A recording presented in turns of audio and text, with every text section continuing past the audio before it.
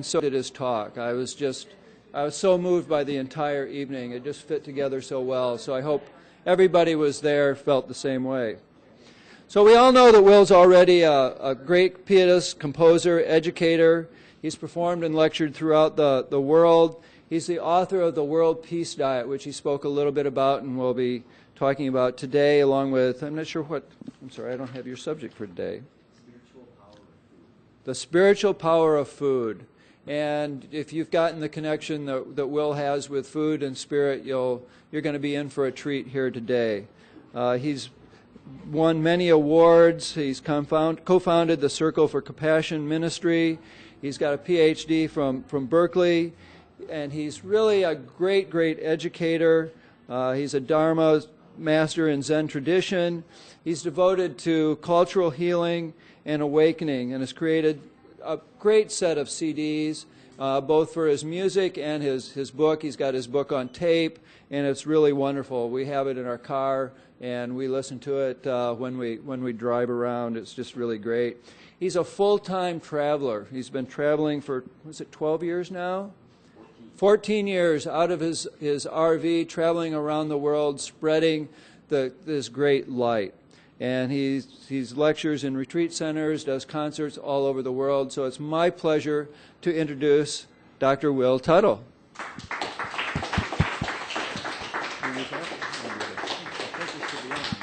Is that on?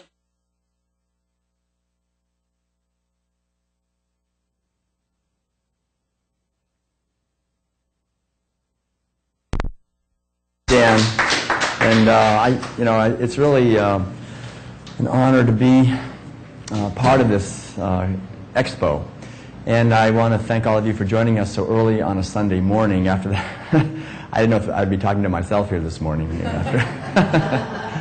but I know there's people out there in TV land, so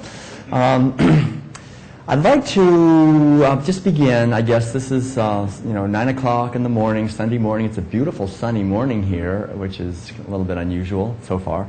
And just by taking a moment and just inviting us to turn our attention within and just give thanks for this precious opportunity that we have to be here today, and give thanks knowing that all the ripples that radiate from our being together this morning will be to send healing, peace, compassion, awareness, freedom, and love out into our community and into our world. And we give thanks to all of our loved ones, to the whole web of life, to the infinite source of all life.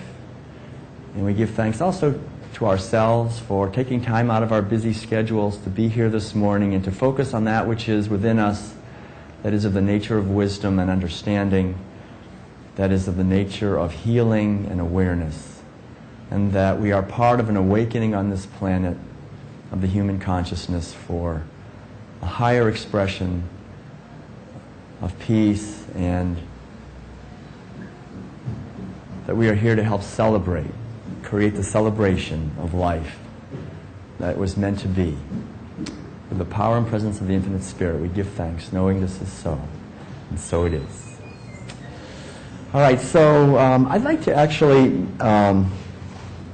maybe read it just very briefly, a couple of quotes from, this is the book that you've been hearing about. Some of you have perhaps read it, called The World Peace Diet, that I wrote. And there's a chapter in here that's kind of the foundation for the talk this morning, which is called The Metaphysics of Food. How many of you have actually read The World Peace Diet? Maybe I should have a sense. So okay, so some of you, most of you haven't read it yet. Okay, so the basic idea here is that religious traditions have always emphasized that this physical reality is not all there is, that there is another dimension. And they've used many different ways of talking about that.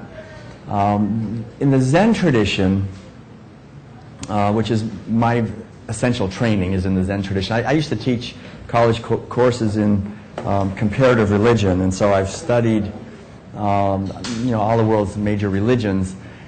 And it's wonderful to see the essential similarity of the teachings, that they're essentially emphasizing the importance really of two things. One is the importance of authentically connecting with something beyond the conditioned mind. Okay, that's number one. Authentically connecting with consciousness, awareness, existence, being beyond the conditioned mind, the mind that we've been programmed with. That if we just stay within that, the programmed mind, we're not going to have anything but that. Just the programming of our culture will continue on. There will be no evolution. There will be no spiritual life at all. We have to question the underlying assumptions of our culture and the underlying conditioning of our culture. So that's one. And usually that's through prayer, through meditation, through spiritual practices, creativity, connecting with nature, something that gets us outside of our normal conditioned consciousness. And then number two is to act in ways that are kind and compassionate to other expressions of life, because essentially we're all interconnected. So the idea is that when we awaken spiritually, what we awaken to is the same thing in every tradition, which is the interconnectedness of all life, the essential positive, benevolent quality. I think this is something over and over again that spiritual saints and mystics and other people have emphasized, is that when we awaken somehow beyond the level of conditioning, what we awaken to is incredibly in a sense positive beyond positive, positive negative, beyond duality, an infinite light, an infinite sense of freedom and compassion, and just a sense of realizing that what I am is not just this physical body and its collection, its story, all these things that we sort of contract around and identify with that create misery for us and for others. That when the spiritual path is about awakening and expanding and directly experiencing the source that we are, and when that happens, there's automatically a sense of compassion and kindness for the other expressions of the same source, because we realize that if I'm in some way doing something to try to get something for myself and harming another, I'm actually harming myself. It becomes kind of comical. It's kind of like, how ridiculous. It's like one finger, beating up another finger, and it's all the same hand. I mean, we're all supposed, we're all one life, that basic idea. And then we realize that our great happiness comes from blessing others. That's the only way, that's the only kind of happiness that's ever attainable, is through helping others, blessing others, expressing creatively, finding our unique way of blessing others and blessing the world and contributing to the celebration of this life. And so these are the two essential teachings. And inherent in that is the idea of what in the Eastern tradition is called karma, which is simply that whatever we sow, we will reap. And this is in every tradition, the idea that whatever we put out comes back, that our consciousness and the intention, really, of our actions creates the quality of our lives and creates our experiences, so that as we act with a pure consciousness, in a sense, as we act with a motivation to be kind and loving to others, that in the fullness of time, these things all work out. And so that our behavior really matters. And so it's really interesting to see how virtually all of the spiritual traditions have emphasized food that does not cause suffering to other living beings. It's this, and that teaching has been aggressively covered over by what I call the military, industrial, meat, medical, pharmaceutical, media, money complex. They don't want us to think about that, and so we don't in many ways, because we're typically in our culture, if we're eating animal-based foods, we're uncomfortable with that. Essentially, one of the most amazing things I remember.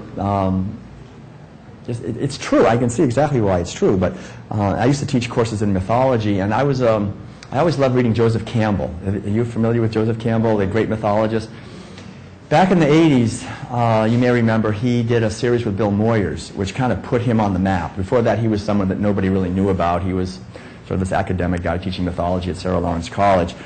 And so people like me, I had read a lot of his books and things. But I remember in that series of interviews with Bill Moyers, at one point, Bill Moyers said to Joseph Campbell, "So if you could just give us, sort of in one main reason, why do we human beings make myths? Why do we create these mythic stories that explain reality and our creation, our relationship with nature, with the animals, with the world, and with each other? And why does every culture have myths? What's the reason? Why do we do that?" And it was so interesting because Joseph Campbell said, the one main reason that human beings create myths is to somehow explain killing animals for food. I was like, whoa. And he said it, you know. And it's true. I mean, if you really go into this, there's always this thing about sacrificing to the Lord. And, you know, I mean, in the Old Testament, whenever they worshiped the Lord, that meant they stabbed an animal and put it on an altar and, you know, and then ate the animal. I mean, it was this, it's always been this very, very, very uncomfortable with killing animals for food because it goes against our true nature. And so it's interesting. In the chapter on metaphysics of food, I think is where it is, I have a couple of quotes from different religious teachers. For example, I'll just start here. Let's see, two contemporaries 2,500 years ago, Mahavira, the founder of the Jain tradition, and Gautama Buddha, preached the fundamental spiritual necessity of cultivating an attitude of ahimsa, or non-harmfulness in their followers' relations with both humans and animals. The Buddha says, for example, in the Mahaparinirvana Sutra, quote, "Eating meat destroys the attitude of great compassion." The 12th century Tibetan Buddhist poet Saint Milarepa sings, quote, "Accustomed long to contemplating love and compassion, I have forgotten all difference between myself and others." The 7th century Christian mystic Saint Isaac asks, quote, "What is a charitable heart? It is a heart which is burning with love for the whole creation, for men, for the birds, for the beasts, for all creatures.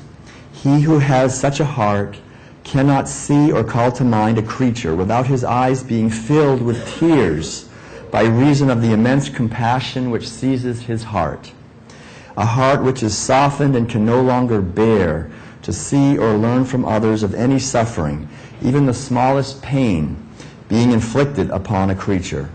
That is why such a man never ceases to pray for the animals, moved by the infinite pity which reigns in the hearts of those who are becoming united with God."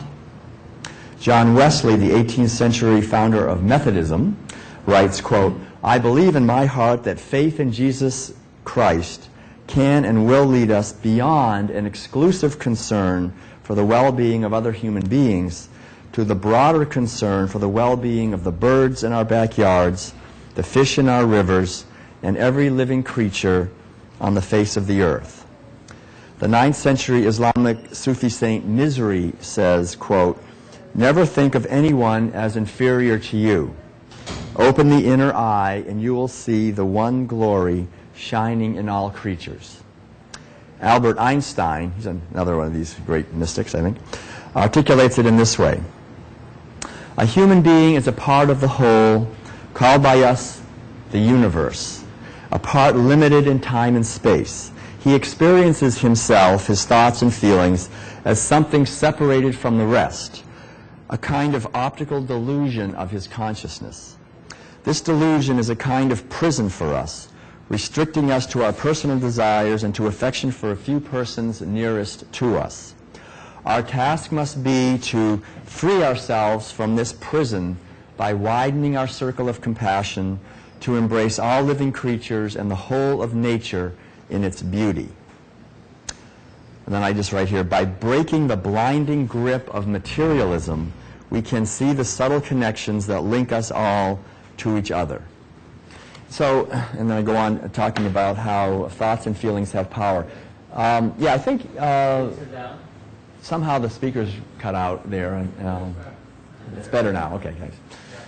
So, so this is, the point is, and I could give a lot more quotes, but the point is that people who have been following a spiritual path authentically in any tradition throughout history have come to this basic realization authentically that human happiness depends on compassion for all life, for all living beings. And it's very interesting to look back. You know, if you look at the Jain tradition, I've been doing quite a bit in the Jain tradition lately. They're having me speak at their conferences around the country, and actually they flew us to England to speak there. The Jain tradition is well known in India for being vegetarian. I mean, they do not eat meat. However, they do eat dairy traditionally. And so the main teacher in the Jain tradition, his name is Sri Chitrabanuji. He's about 83 years old, beautiful person. He's walked thousands and thousands of miles. He lived just walking around India barefoot for like 30 years. And he is a vegan. And so he's been basically using me to try to convince everybody else in the Jains to be vegan. He said, look at this guy, he's a real Jain, you know, he's a So I'm the real, they go, you're a real Jain, you know. Because there's so much violence in dairy. I have a whole chapter in the World Peace Diet called The Domination of the Feminine that just basically goes deeply into the violence in dairy. I won't go into it right now, but there's so much violence in dairy at the very core, and really in all animal agriculture, towards the feminine principle primarily, and towards the female body and the babies, and stealing the babies, and continual raping of the female and stealing her babies. I mean, it's really hideous, the whole reduction of this essentially sacred beings that we know. When we look at animals, we have a feeling of, here's an expression of life that wants to celebrate his or her life, and that they have a purpose, that every animal, all of us, all beings have a purpose. We have a part to play within the unfolding of the ecosystem on this earth, and probably many other levels higher than that. And when we take an animal, we call it, an animal, we're also animals, I mean, we're mammals that, anyway, but we take, so-called animal and sort of rip them out of the ecosystem and put them into some kind of a confined situation. Even if we just let them live there and don't kill them and steal them and eat them and all this stuff, it's an essential act of violence. We're tearing them out of the web and making them in some way serve our purposes.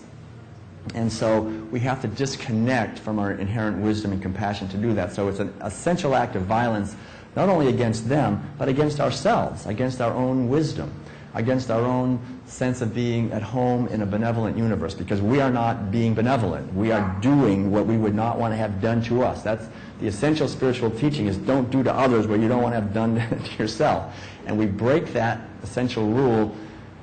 75 million times a day we're killing animals for food in this country. So we're not talking about just sort of a little, the abuse of animals for food in this culture is not just a little sort of side story. It is the thing that's happening. It's by far the biggest activity of human beings on this planet, is the killing of animals for food. It's massive. We ignore it. We don't talk about it in the media, but it's huge. It's, you go into any one of these buildings, any store, any place where there's a refrigerator and open it, you'll find the flesh and secretions of brutalized animals. I mean, it's pervasive. You can't escape it. Every house, everywhere. So, and we're actually eating that stuff. So we're taking in those vibrations, which is basically what the chapter on metaphysics of food is about. That because we're doing this on such a massive level, and we've been doing it actually for only 8,000 years, it's not something we've been doing for a long time in terms of actually owning animals as objects to be used. Because we're doing that, I think we live essentially in a very materialistic culture. The materialism is the logical outcome of centuries of dominating animals. And it's a view where we say the only reality is that which we can measure. And with the Zen tradition, for example, I was going to say this earlier on, and all the spiritual traditions are saying is that there's the physical reality, which we call the world of phenomena, but there's also what's called the noumenal reality, or the world out of which this world emerges and to which it eventually returns. And that's our true nature. There's this old koan in the Zen tradition. What is the sound of one hand clapping? Has anyone ever heard of that? What is the sound of one hand clapping? And you hear people trying to because we know this, right? This is the sound of two hands clapping. That's religious traditions are always symbolic, So this represents the world that we can hear, see, taste, touch, smell, think about, the world of form. Then our culture says that's all there is. But the sound of one hand clapping is basically, it's a question that's designed to turn our mind to the silence out of which the songs emerge and to which eventually they all return again. Like last night when I was playing the piano, that piano was just sitting there and it wasn't making any music, right? At least that we could hear. And then at some point, conditions, karmic causes came together, and suddenly it was making music. So music came out of silence, but it went for a while, and then eventually, of course, silence takes over again. And all of us, I think, can be. I think we just lost the speaker again. All of us can be seen essentially, I think, as songs. Each one of us is born, and we sing our song, and we do our dance, and then at a certain point we return to silence. All life, all forms, everything emerges out of silence, returns to silence, and silence contains the potential for everything. And it's this, we use words like God or Spirit or the infinite or the absolute or whatever, there's different words that we use, but the idea is to connect in an authentic way with the source of life, and when we do that we see the interconnectedness of everything.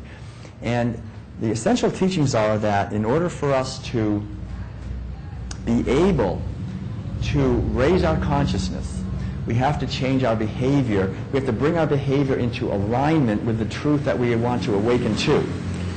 And so, Madeline, my wife Madeline, and I live in an RV, as Dan said, for the last 14 years. And basically what I've been doing is working through progressive churches, through Unity, Religious Science, Unitarian, some different non-denominational progressive churches. On Sunday morning, pretty much every Sunday morning, I'm standing there talking to people about spirituality.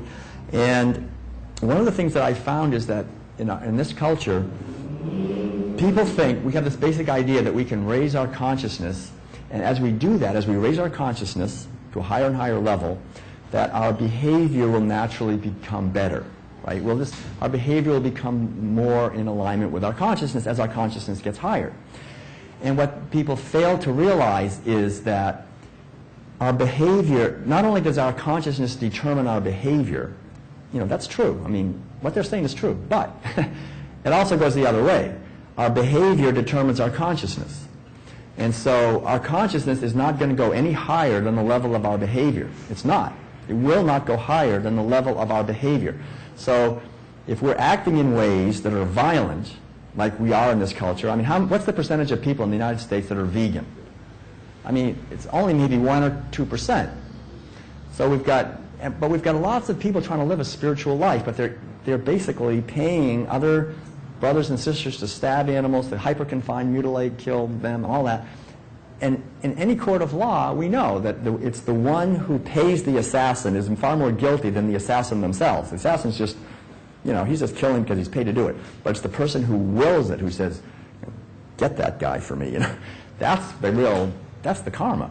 And so we have, everyone we see walking around is initiating acts of enormous violence, and then feeling essentially at a very deep level guilty about it, blocking the awareness of that, and having essentially very low self-esteem. We live in a culture of people with low self-esteem. We don't feel good about ourselves. Why don't we feel good about ourselves? Because of the food. Little children are forced into eating the flesh of brutalized animals at an early age, and it's very terrible for them. I mean, I'll tell you a story. This is shocking to me. It was shocking to me, but I remember a few years ago I was at I was putting on a retreat on developing intuition in Kansas City at the Unity headquarters, and we were sitting in a circle, and I just told a little bit about the World Peace Diet, and I told this very briefly a story about how when I was about 13 years old, I went to this Vermont dairy farm as part of a summer camp, and how we not only killed our own chicken, but we also killed our own cow. There was, the cows basically on an organic dairy, like on any dairy, when they get to be about 4 years old, and a cow would live, to be 25 or so, their production drops off because they've been pushed so hard to give much more milk than they normally would, and they're kept pregnant and lactating simultaneously. So anyway, we were there, and the dairy operator said, well, this cow's not giving enough milk, so we're going to use it for meat. If you can't use them, the animals are here for the 4 M's: meat, milk, manure, and money. So that's their purpose. We steal their purpose, and we say this is their purpose. It's the 4 M's, and so we're going to use it for meat now. And I remember I talked about how we gathered around the cow and we shot the cow in the head with a gun, and we cut her thing and blood everywhere. And I remember she was sitting. There was this one woman who was, when I started talking about this, who got so uncomfortable. She was like squirming around in her chair, and but she didn't say anything. And then later on, they had a vegetarian option, you know, and she said, I want the vegetarian option. And I was glad. I said, oh, that's good. And then 2 days later, it was all over, and she came up to me and she said, I just want to talk to you for a few minutes about what I went through. And I said, okay. She said, you know, when you were talking about what that cow was going through on the dairy and how you killed the cow, she said, I was so upset with you for bringing that up, because I was thinking, you know, I mean, what does it matter? I mean, it's just a cow. We have human beings are starving. Human beings are getting killed in wars. Why should we care about cows? They're just cows. That's what she was thinking. That's why she was so upset. And it's so interesting to me. But then she said, later in the retreat, she had this experience. I won't go into it, but anyway, she had an experience where she had some repressed memories came to the surface, and she said she knew that she had been raised, actually, as a little girl in a satanic cult in New Orleans. But she had blocked a lot of the memories. And so she said some of the memories came up, and she was really kind of shaken up by some of these memories. And she said, I just want to tell you, I started remembering some of the rituals, the satanic rituals that we did. And she said, what they were essentially was, we would kill animals. I mean, not we. They would kill animals, and then they made us go up to the meat. You know, they would kill the animal. Then they make me go up on my knees and eat the flesh of these animals. And I said, wow. I said, was it cooked or raw? And she said, sometimes it was raw, and sometimes it was cooked. And I thought, you know, that's not so far from what I had to go through, eating my father's barbecues. You know? I mean, I realized, in a certain sense, we're raised in a satanic cult. You know, that's what this culture essentially is. I mean, if you really look at it, I mean, we force children to eat the flesh of animals that have been stabbed, and she said, and what she said was, she said, I felt so dirty, I felt so terrible about myself for you know, I felt like such a terrible person for eating the flesh of these animals.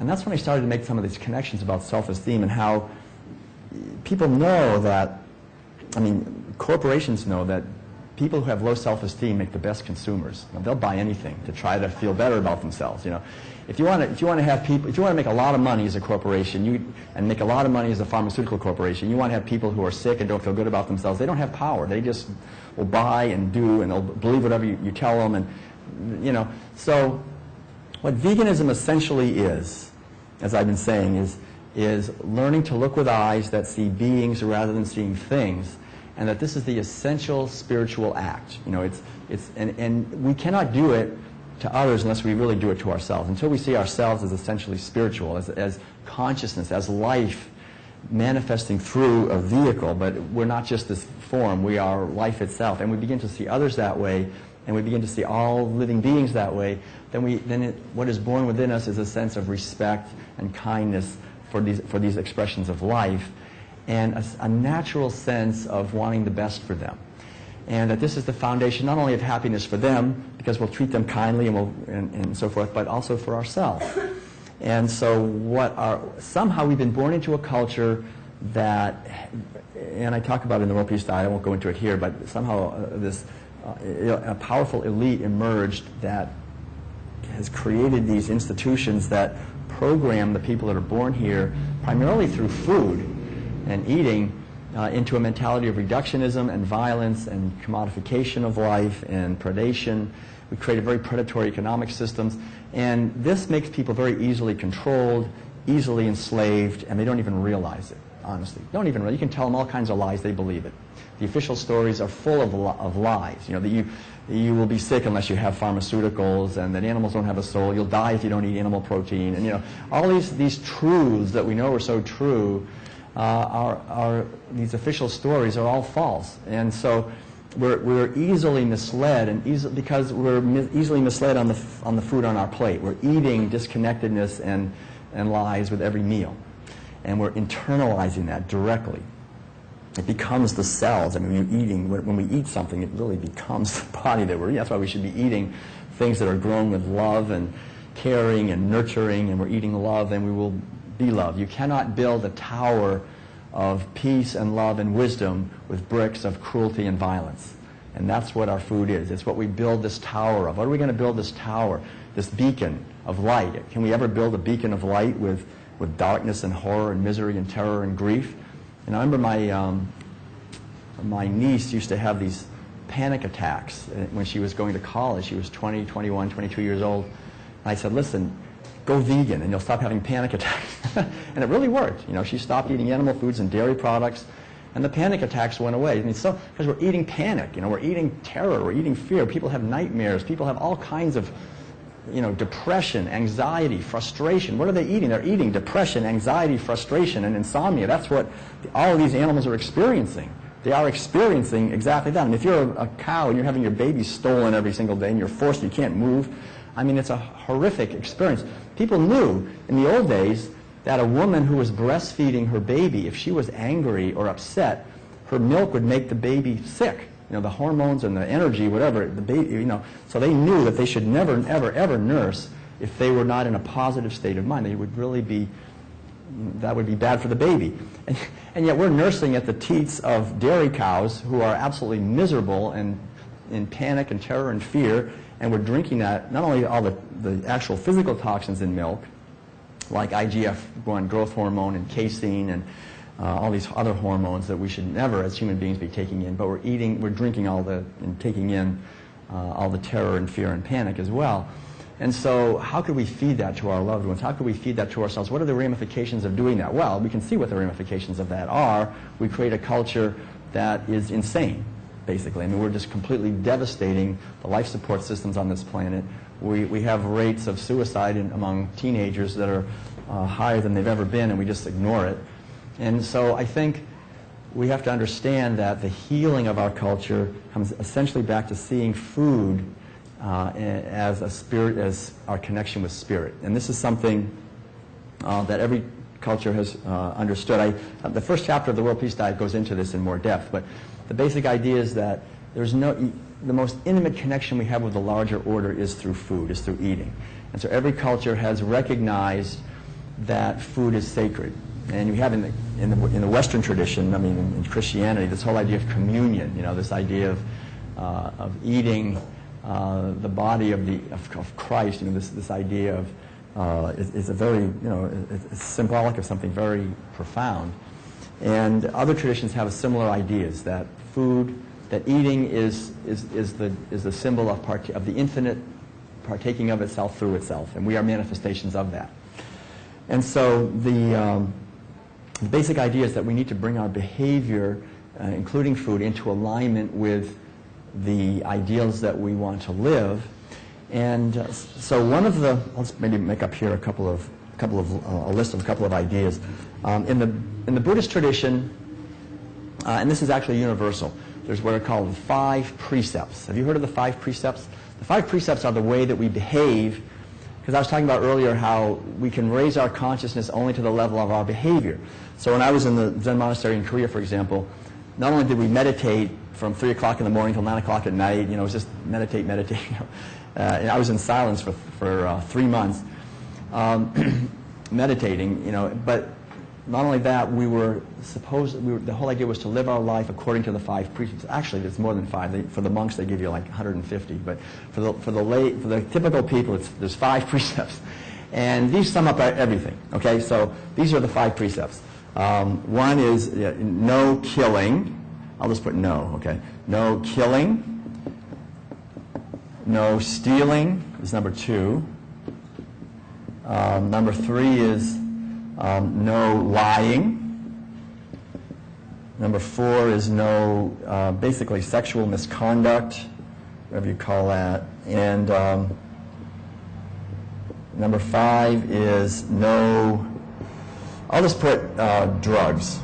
But what it really means is no, and these are mainly for oneself and for others. So not forcing others, not taking the life of others, not stealing from others, not trying to deceive others, not abusing others sexually, not seeing others as sexual objects to be used in some way, and not forcing drugs or alcohol onto others without their consent, and not being a drug pusher, I guess, in a way. And what's so interesting to me is that these are the 5 universal taboos. Every culture in the world has, if you do that to someone in the culture who they respect and whose interests are protected, you will pay the consequences in some way. You'll be, somehow something will happen. So, and when you think about it, though, those 5 things are what we do to animals routinely. And the people who do that to animals have the highest positions of honor and respect in our culture. Ranchers, dairy operators, I mean, they have the most powerful voice in Congress. They run things. Animals used for food are systematically killed, right? We don't have to talk about that. They're killed. Their purposes are killed. Every dimension of their being is destroyed. They are stolen from. Their purposes are stolen. Their babies are stolen. Their time is stolen. Their lives are stolen. There's nothing that they have that is not stolen from them. They are deceived. I mean, Temple Grandin is sort of, everybody thinks she's so great because she's created somehow these slaughterhouse entryways that are kind of curved that deceive the animals into thinking that they're not going to be killed. So they're more calm when they're killed somehow. They're not freaking out. So that's supposed to be better, somehow for the animals and mainly better for the operators. It's better for their profits. But the whole deception, I remember as a kid, fishing, you're trying to get a lure that'll trick the fish, this whole idea of deception. And to me, I just have to say this, there's something going on in this culture right now that to me is really horrific, which is the idea of happy meat and happy dairy, and somehow you can have these free-range animals, and you can give them names, and you can care about them, and you can sort of, and then what? And then it's the ultimate betrayal. And then you come up and you just stab them. I mean, that I think is in some ways even more brutal to the animals and to ourselves than the horrific typical treatment that they get, because there's such a level of deception involved in that, and people somehow feel great. Now, I've talked to people who are vegetarians. And now they're eating meat again because they say, well, now it's organic and free range and it's cruelty-free. No cruelty involved. They are nice when they kill the animals. So this, I think, is a direct result. People don't realize if that was done to human beings or even to dogs or cats, everybody would be outraged. But since it's chickens and pigs and cows, they think, well, it's good. And sexual misconduct, of course, I mean, all the animals are artificially, they call it a rape rack, and it's very painful. It's terrifying. Even cows, like on organic dairies. I remember talking to this woman. She said, well, when a veterinarian comes to impregnate the cow, they only had one cow. It's just a little small operation. So whenever she hears that truck, she knows it's a veterinarian truck. She's running the other way as fast as she can go. But I think we have to, and also, where do they get the sperm for these sperm guns? I mean, I also met a woman who lived across the street from one of the operations in Ithaca, New York, where they had these bulls which they masturbate to get their sperm. I mean, this is typical. Anyway, it's very sexually. There's a lot of sexual misconduct going on in these operations, and then drugs. There's massive amounts of drugs that are forced onto these animals. As I said the other day, over 10,000 different pharmaceutical drugs are forced onto animals. So, what we're doing as a culture, even though we would protect, in many ways, thank you, those of us who are in this room, if people did these things to us, we would be protected, hopefully. But we have a whole class of beings who have interests like we have, whose interests we do not in any way protect. And so this, I think, is the essential driving fury in our culture that causes us to disconnect spiritually. So I was just told I only have 10 minutes left, so I'm going to just kind of wrap things up here. The basic thing is, for us as human beings, to live a life that's authentic, that has meaning, that has the possibility for inner peace and freedom and joy and creativity and abundance and all that we desire truly, our consciousness and our behavior must be aligned. If my consciousness is saying, yes, I believe in peace and joy and freedom, and but I just happen to like a good burger and cheese or something. You know, there's such a disconnection there that it makes all of our efforts merely ironic. And that, I think, is the situation that our culture is in today. Our efforts for peace and sustainability and justice and equality are merely ironic. We want for ourselves what we refuse to give others. The essential spiritual teachings of all the religions are being completely ignored, and no one even knows why. I mean, the great irony is that this culture, if we don't awaken, which I think we will, but if we don't awaken, we will self-destruct, and we'll never even know why it happened. We won't even know why. We have no idea. And that's the path we're going down of environmental devastation, the weaponization of pharmaceuticals, the weaponization of space, the weaponization of everything, and the reduction of freedom, of a microchipped society. I mean, we're right now going into a microchipping all animals. That law's just been passed, where people are the thing is, whatever we have done to animals, eventually we have done to other human beings. This is an unbroken law. Everything. I mean, in the beginning they made electroshock prods only for animals. They never used them on humans. Now, when Bush came out and said, when we torture people, we don't want to leave any marks. So they're using a lot of electroshocks on people. And this is standard procedure. And I think we have to realize that our violence towards animals always will boomerang. It'll always come back. Because they're us. I mean, they're the same, basically. And so the spiritual frontier, the next spiritual dimension for us to enter into as a culture is to live in harmony with the creation, to show the creation the same respect and compassion that we would like to have for ourselves. And as we begin to do that, we'll begin to be able to live in a human culture that reflects that for us as well. And so the goal, I think, for each one of us in becoming vegan, which is simply having eyes that see beings instead of seeing things, and bringing our life into alignment with that, is I think in many ways the food is the core, it's the starting place of this. To buy food that has the least amount of violence. It should be organic, plant-based foods, the least amount of violence, the most amount of joy and freedom. And yet, that's just the beginning, because beyond that, to live in all of our relations with other human beings, to live in an attitude of inclusiveness. The basic mentality at the core of eating animals for food and animal products, and the type of agriculture that we have is a direct manifestation of that. This agriculture of monocropping, of huge. Madeline and I live in an RV. We travel. We see massive monocrops of corn and soybeans and other mainly feed grains for animals. The mentality that underlies that whole thing is the mentality of exclusion that is required when we eat animals for food. We have to learn early on, as we grow up, to exclude certain beings from the sphere of our compassion. What spiritual growth is radical inclusion. What veganism is radical inclusion. It's saying, I am going to include all living beings within the sphere of my compassion. And the more we include all living beings in the sphere of my compassion, that means that we no longer have the luxury, in a sense, of getting angry and blaming someone else for my problems, or of excluding them in some way. That we have to really learn. We're called, I think, to really learn to include everyone, even our so-called enemies or the people who are against us somehow in whatever way we see that, to include them. It's really a mentality of radical inclusion.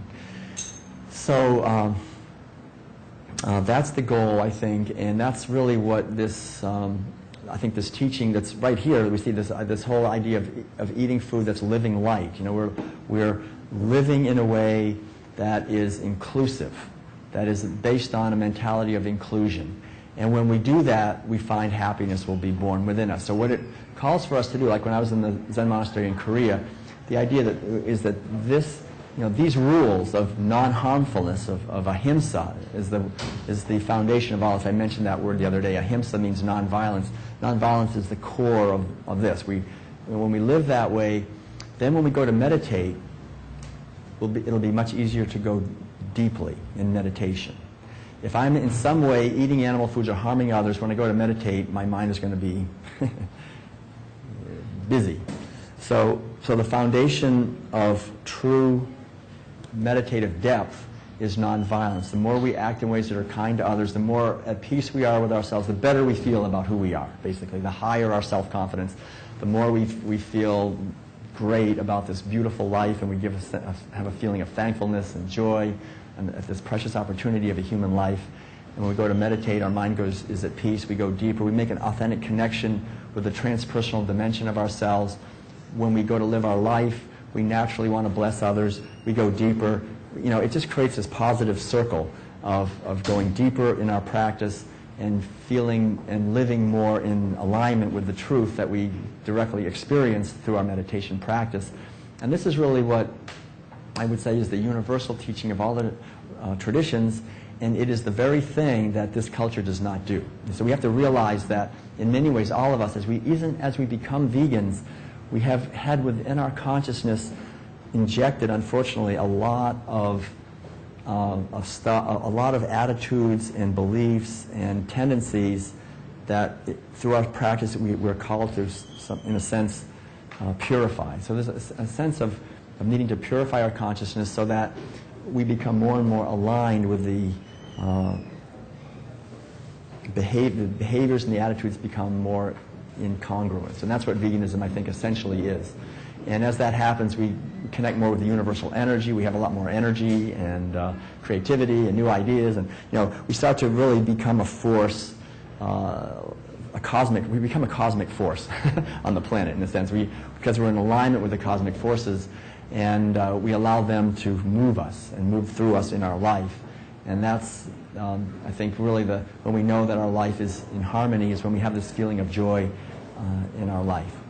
So one other thing I'll just mention, besides the World Peace Diet book, the other book that I've been reading lately, has anyone heard of Anastasia? Someone just gave me this book, and there's 9 books, and I'm on book number 9, and I think this is also very helpful because this is a woman from Russia, and a mystic, really, I think, who lives in a very profound way in the Siberian wilderness.